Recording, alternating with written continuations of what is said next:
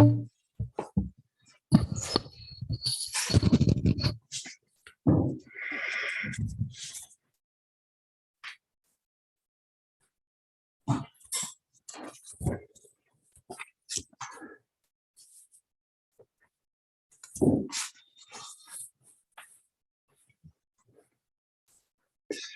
morning, everybody.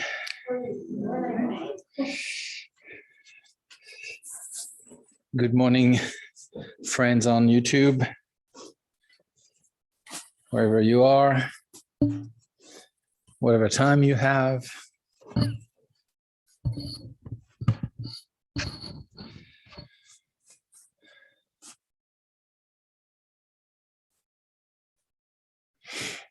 Okay, so let's begin by taking refuge and generating the enlightened mind attitude.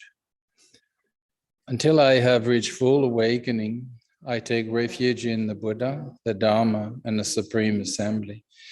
By means of beneficial actions, such as generosity, may I attain enlightenment in order to benefit beings. Until I have reached full awakening, I take refuge in the Buddha, the Dharma, and the Supreme Assembly. By means of beneficial actions, such as generosity, may I attain enlightenment in order to benefit beings. Until I have reached full awakening, I take refuge in the Buddha, the Dharma, and the Supreme Assembly. By means of beneficial actions, such as generosity, may I attain enlightenment in order to benefit beings. May all beings find happiness in the cause of happiness. May they be free from suffering in the cause of suffering. May they not be separated from the perfect happiness that is free from suffering. May they abide in great equanimity, free from attachment and aversion to those near and far. May all beings find happiness in the cause of happiness. May they be free from suffering in the cause of suffering. May they not be separated from the perfect happiness that is free from suffering. May they abide in great equanimity, free from attachment and aversion to those near and far. May all beings find happiness in the cause of happiness. May they be free from suffering in the cause of suffering. May they not be separated from the perfect happiness that is free from suffering. May they abide in great equanimity, free from attachment and aversion to those near and far.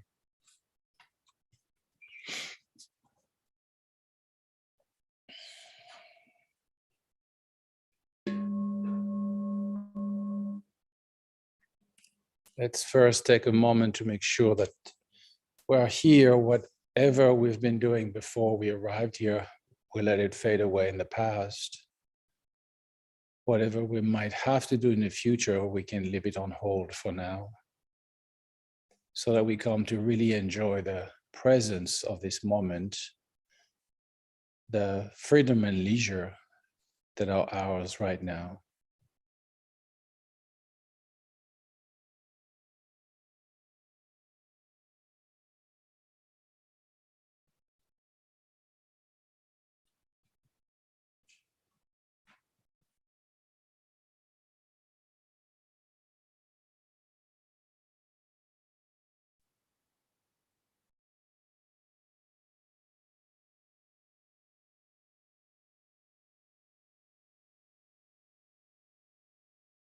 We first place our attention on our body, the posture having a direct effect on the state of our mind. It is of the utmost importance.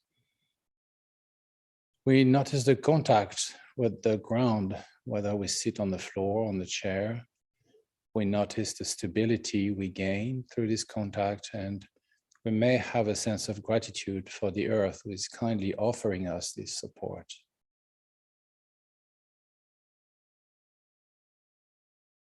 Our hands may be resting palm down on our thighs, or in the meditation gesture, which is the right hand in the left, both resting in the lap. Our shoulders are slightly outstretched so that our back is not caving.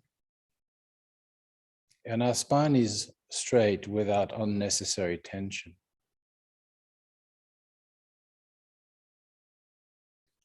As we breathe in and out, we notice maybe a certain tension in the abdomen that we are going to relax as we progressively breathe in, breathe out, and let go.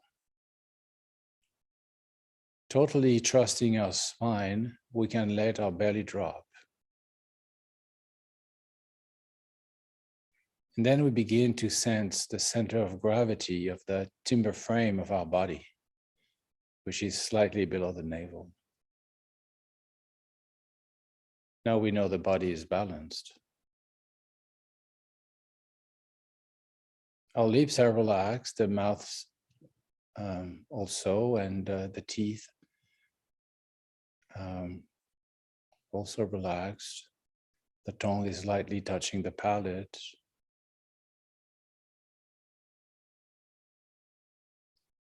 Breath comes and goes mostly through the nostrils.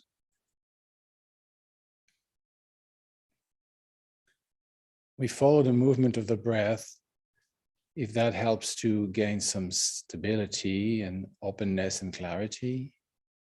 And we can always come back to this breath whenever we notice we're distracted or drifting away, following trains of thoughts.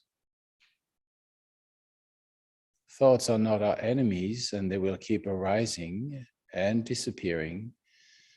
So will the different sense perceptions. We don't have to suppress them violently, but we don't have to entertain them endlessly either. We notice them arising and almost simultaneously vanishing.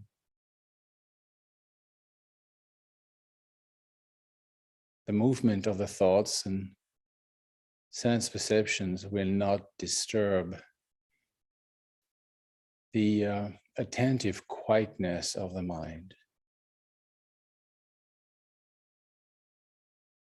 When we find this sense of balance, clarity, and openness, that's where we abide.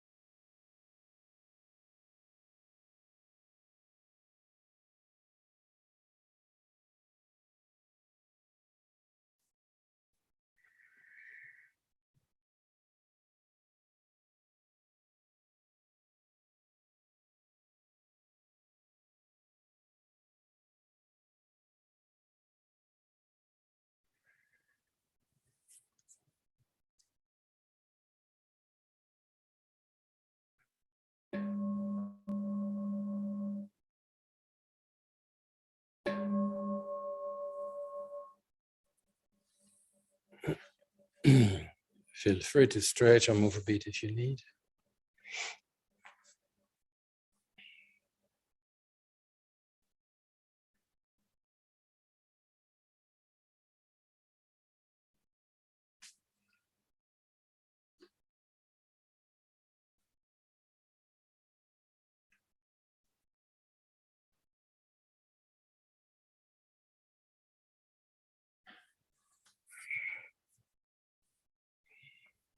In the mind training in 7-point, as you know, the 7th chapter of 7th point is dealing with sorts of guidance and guidelines and advices to further our practice of mind training and develop both wisdom and compassion, sort of like simultaneously. And the 49th point of the 7th chapter is advising us to work with everything. Work with everything means apply mindfulness, mind training, well, mindfulness too, I guess, but mind training to anything that you encounter, whether it is on your cushion while you meditate or it is in your everyday activities. And in his text, bringing ease and discomfort to the path, that's the title of the text. The third Dodrupchen Rinpoche explained this, and he gave us like the prerequisite condition to be able to do that. And the prerequisite condition is to drop all attitude that are unwilling to cope with difficulty. Drop the unwillingness to deal with it, discomfort. And I think it's a very important advice, because when you're unwilling to face or experience the slightest discomfort, I'm not even talking about, serious suffering, your body, speech, and mind are all sort of like marshaled to fight against anything that would be discomfortable. Therefore, there is no more energy left to work with the difficulty, because it's all absorbed by the unwillingness to cope with difficulty. We all know this, we have tasks to do. And we always end up on social media because we don't really want to work with that thing. There is a reluctance, and we sort of like push it aside.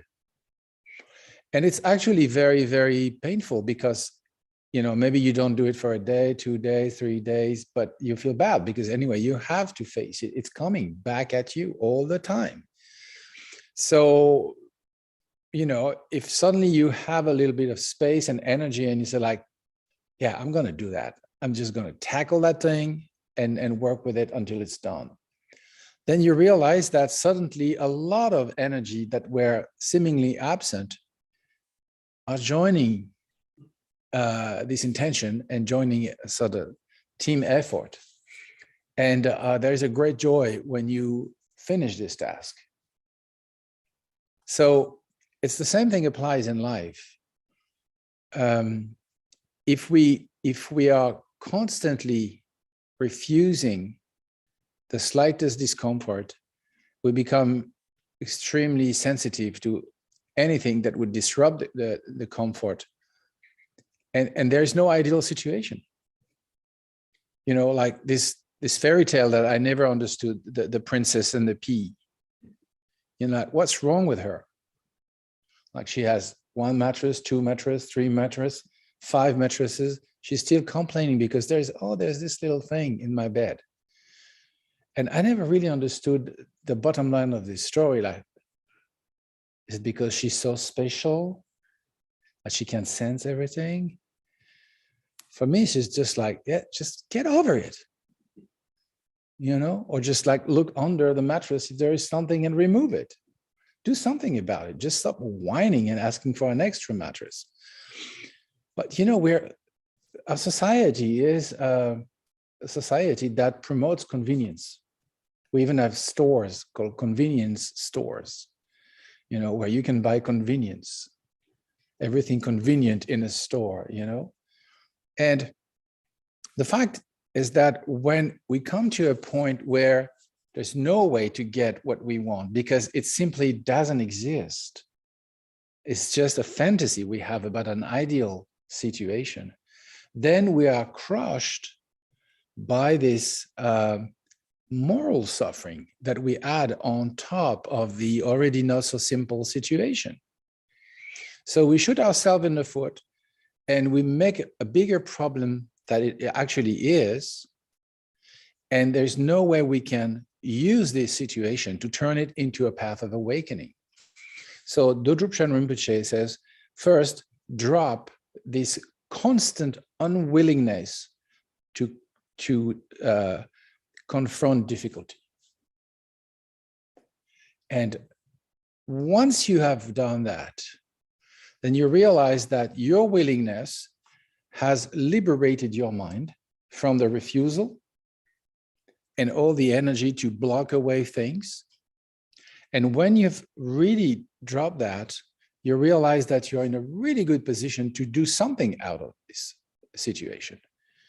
You know, and then in this text, Dr. Chen Rinpoche will list all the good things that can come from that. Like you can use difficulty to cultivate patience. You can use difficulty to cultivate compassion. You can use difficulty to cultivate devotion in the 3 jewels. And in practicing sending and taking, you can use difficulty in cultivating joy and love and equanimity and compassion. So a lot of good things will come from what is something we don't particularly like, which feels like a discomfort to begin with. But because we are willing to work with it, do something out of it, then we discover more than just the simple pain that otherwise becomes sort of infinite, and that we don't feel that we are able to overcome it. And this feeling of helplessness comes mostly from the unwillingness. So that's the training that is indicated in this 49th slogan, is work with what is difficult. And work with what is difficult, we think quite naturally discomfort. But also for some of us, it's comfort. Comfort is worse than discomfort. You know, for some of us, when everything goes well, then, you know, we just snooze. You know, and we are not able to use this comfort because we are sort of like nesting in the softness of the situation, and we cannot use this pleasant situation to cultivate compassion, to cultivate joy, to cultivate all of the qualities. It's sort of a resource that we are not able to use fully.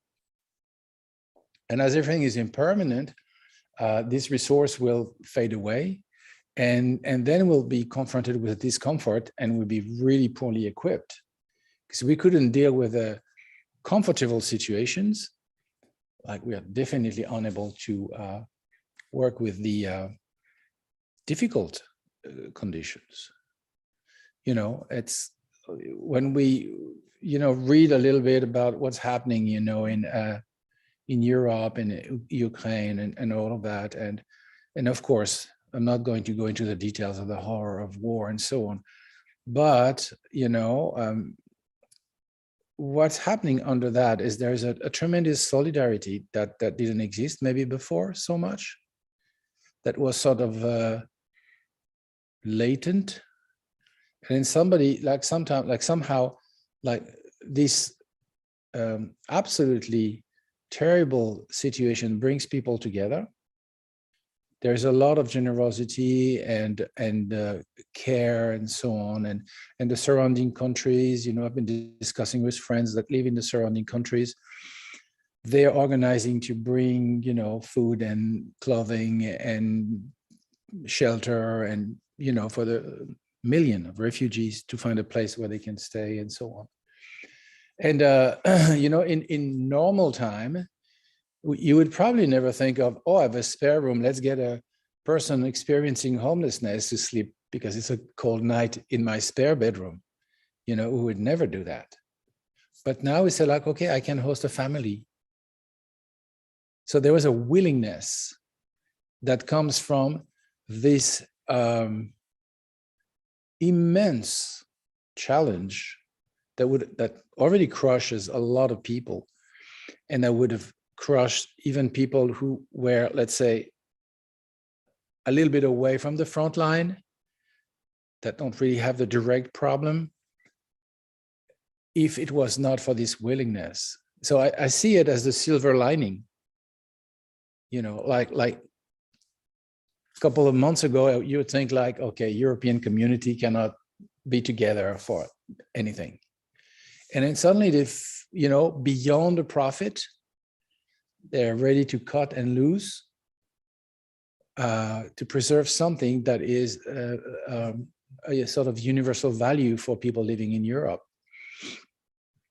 So that's exactly the illustration for me, the good illustration of this point, is that sometime when we go through tough times, it's easier to let go of drop the unwillingness to deal with situations that are hard, because there's no choice.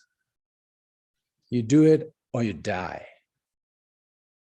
It's, this, give me liberty or give me death, which is one of the motto here in the USA, that people say like, oh, they gloat about it. Yeah. But, oh no, I don't want, there's too much salt in my thing, whatever I'm eating. We're so far away from that. This where, the American Revolution was also a time of life or death. People were really seriously dying, and there was not really certainty regarding the outcome. I mean, it's just a bunch of colonies, and not all of them, that wanted to oust the British Empire. It's just like crazy, right? But there was a willingness, and the willingness brings the commitment brings the resources, and all of these moral reluctances that come from, I don't want to be, confronted with any discomfort, were blown away. So that's the topic on this particular slogan is drop the unwillingness, work with everything that life brings. If it's painful or if it's pleasant, and for you it's difficult to work with either one or the other, just like embrace it fully and work with it. Okay, let's go back to our meditation, which sometimes is the unpleasant thing to do.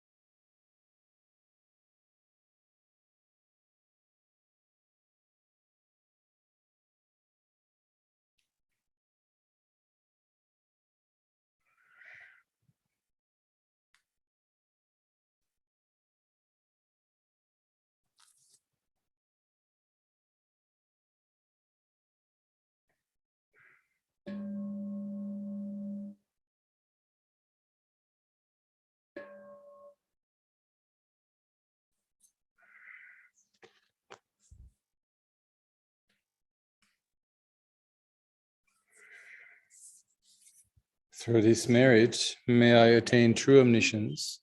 Then, having overcome all harmful, destructive forces, may I liberate sentient beings from the ocean of existence and its turbulent wave of birth, old age, sickness, and death. May the most precious mind of awakening that has not yet dawned now rise. Once arisen, may it never decline, may it continue to increase evermore.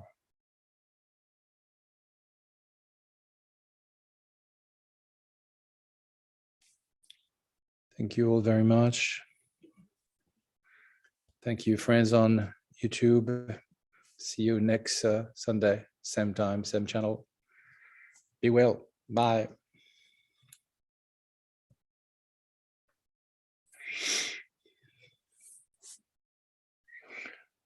So